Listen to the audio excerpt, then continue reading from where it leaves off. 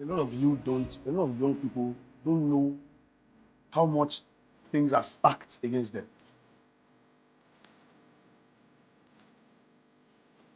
Like, this thing is not a game. No matter how old you are now, write it, add 20 to it. How old will you be in 20 years?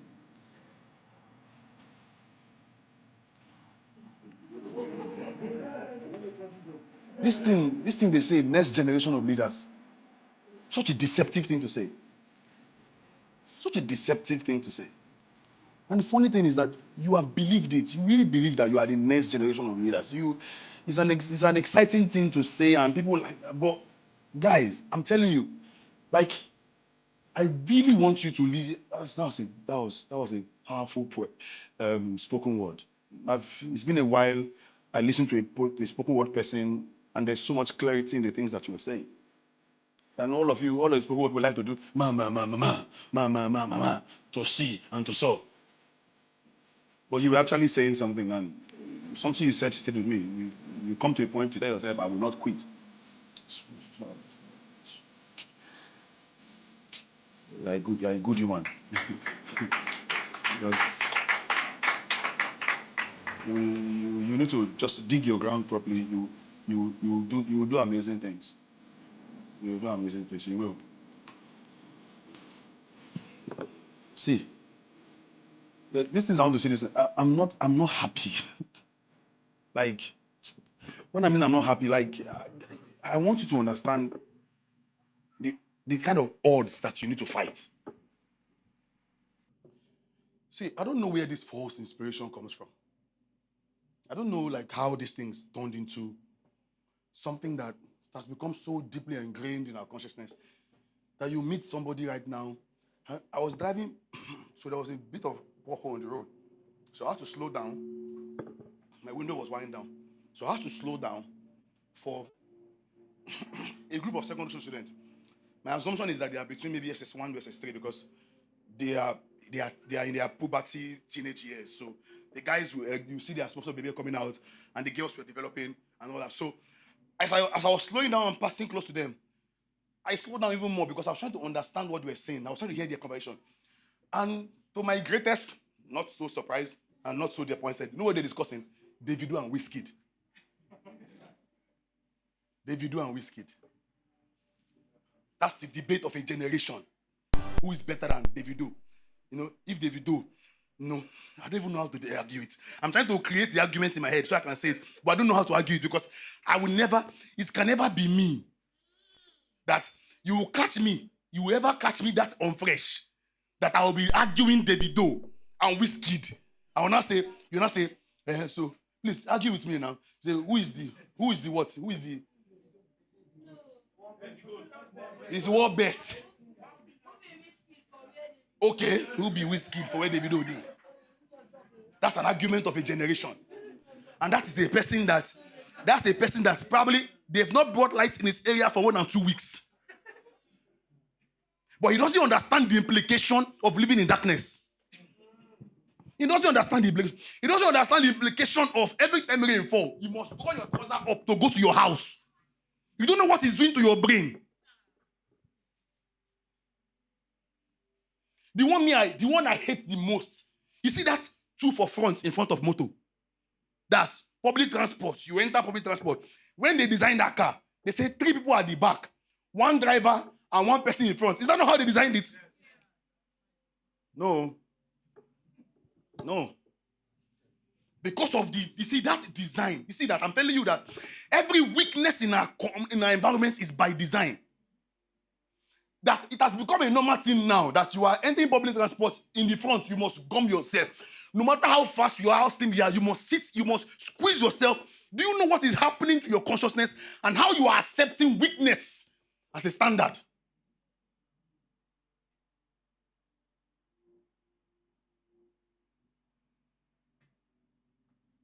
And in the midst of all this, my own biggest problem with you is that you are at ease.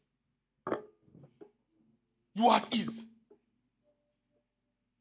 Your last relationship that went bad, as it went bad, you start posting your WhatsApp status. His loss. we move on to the next. Or for the guys, if you cannot see my vision, you will watch me on television.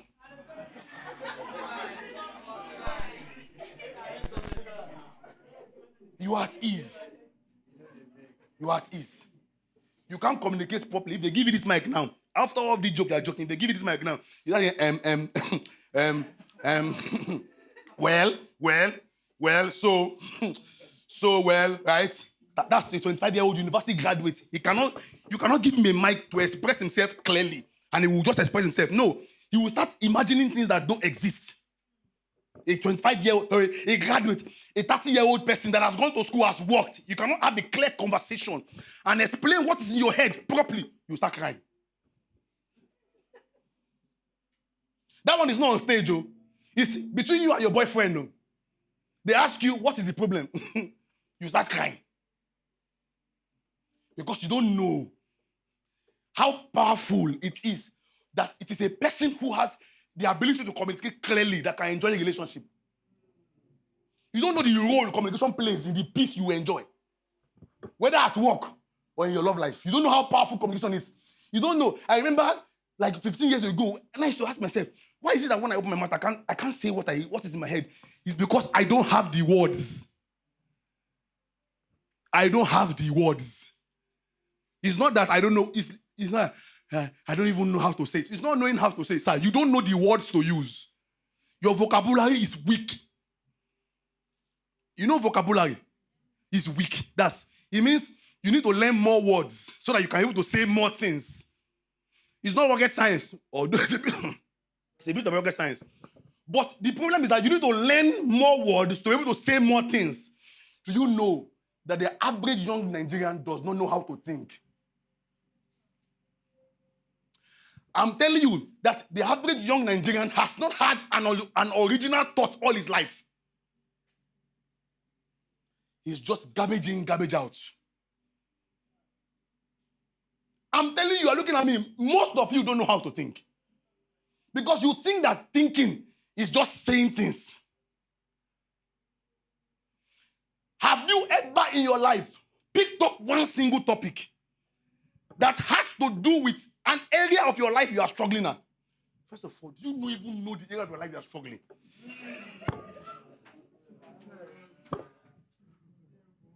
You know the area of your life you are struggling. Or you have just turned everything into normal experience. Do you know what you are underperforming at? Once you know that, have you ever in your life picked up one area of your life? Is it love? Is it leadership? Is it success? Is it business? Is it faith? Is it low self-esteem? Is it lack of confidence? Is it self-doubt? Is it lack of communication? Have you picked one area of your life and make a commitment to yourself and put a timeline and say, this issue, I will study it until I get it? Have you ever done it for any single area of your life? Any single area? That you come into a point that you interact with yourself. Say, I'm struggling here. I'm struggling here. Every time I get an opportunity, I do something to mess it up. Every time I'm in a relationship with somebody who's treating me good, something always happens that destroys it. What is going on?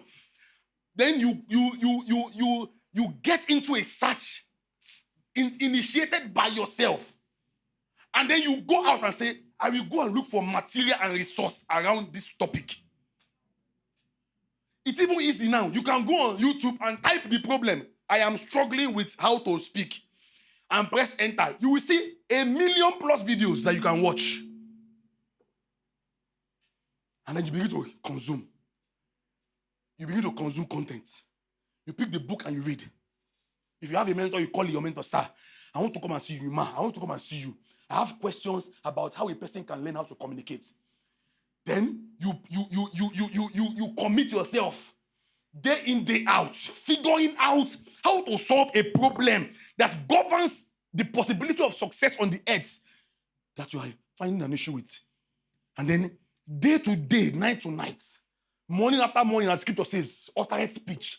As you continue like that, you will find that it is almost impossible on this earth to commit time and diligence to any topic that you will not grow in it. It is almost impossible on this earth. That if you pick any topic, I'm telling you now, this is November.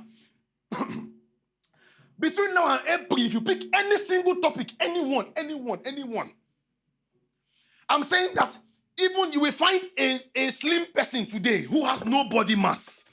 That's who they call Pelenge, what is to call them? Slim people. Lepa has no body mass. That if that person makes a commitment that between now and June next year, I want to build body mass.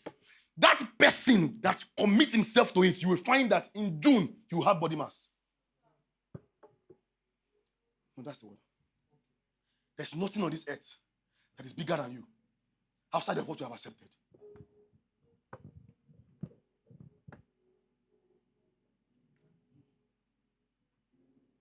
Like I said, my problem is that you are too at ease. You have normalized this experience. And you think you are young. An 18-year-old in Nigeria is not the same age with an 18-year-old in America.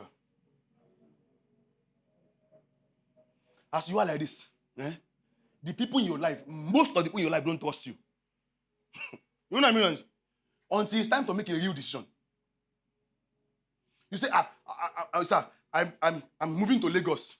They'll start advising you. That advice is not an advice of good. They are doubting that you know what you are doing. That this guy is not the mad though. Because nobody trusts you. You know why? Because you have not displayed any type of competence in your life really for them to trust that you are capable of a decision. It's why when you carry a woman to the house, mommy, I found a wife, they will first look at the woman because they don't trust that you know what you are doing enough to pick a wife.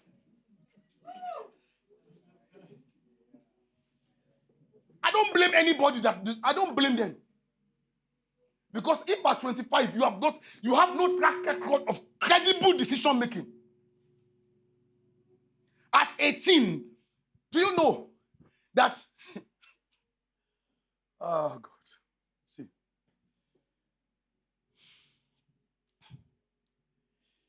An 18-year-old in Nigeria is not an 18-year-old. I don't know what he or she is, but he's not 18. Because society trusts an 18-year-old almost everywhere else, but not Nigeria.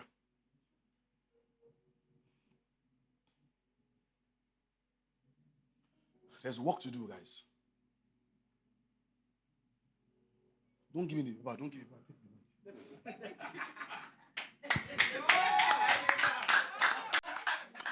Let me answer your question because I'm going to start talking on that thing now. How do you do it?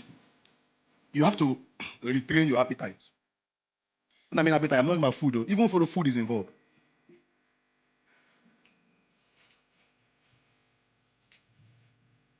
We consume too much. Oh, God, this question. Yeah.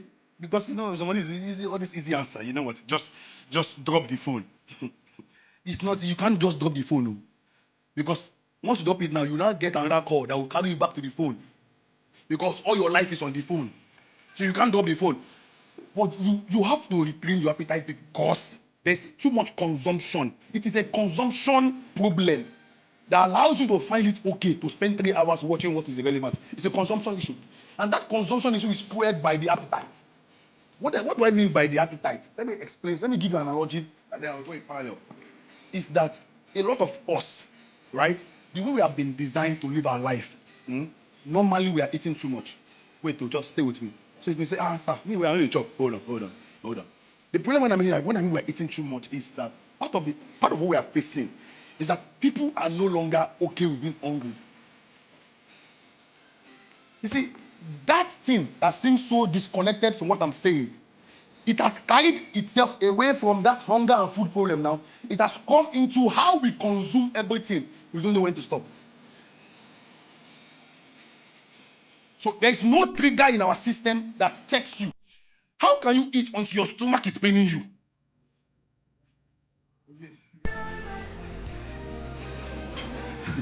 How can you eat until your stomach is paining you? How can you eat when you are not hungry? It's a training.